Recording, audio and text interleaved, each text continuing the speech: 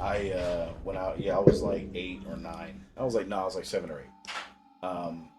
Like I was telling him, my mom had a big stereo set in the living room that took up like the entire corner of the living room. Mm-hmm.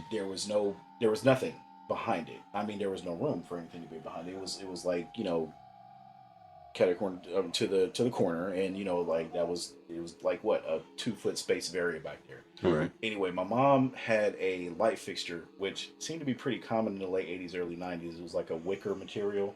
Yeah. And it hung from the ceiling. Like that sounds dope. It kind of like fanned out like this. Yeah. It just hung. You hung it from the ceiling. You plug it in. It was plugged in behind the stereo. Yeah. That was the only thing behind the stereo, was the wire for this light fixture that hung from the ceiling. So I'm home, like I said, my sister's upstairs, and I'm just sitting in the living room watching TV, doing something, just sitting there, minding my fucking business, and then out of nowhere, the light moves as if somebody was behind the stereo and yanked on the fucking cord. I mean, it wasn't just like a movement, like wind, like a bug could have made it. No, it was like, yeah. Well, I mean, like the thing was like hanging. It was just like, like somebody just like literally like somebody went over and yanked the bitch. Holy shit! And I was just like, yeah. What do you do in that kind of situation? Because nothing else happened. It was just like, and I'm just like in shock for a minute, like.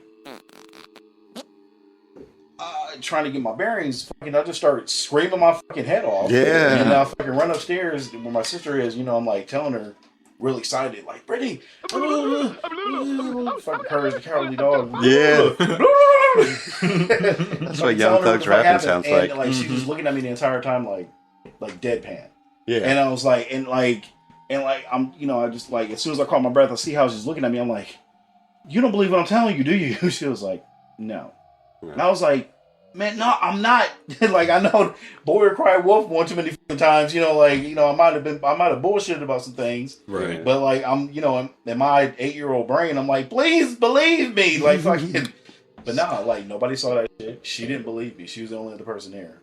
That is the most frustrating. It was incredibly frustrating. That was one of the main reasons why I blocked the shit out. Not just because it freaked me the fuck out and like exposed me to the fact that paranormal may or may not be fucking real. Yeah. And nobody, like, there was no witnesses, and then like the only person that was there couldn't be bothered to corroborate what I was saying.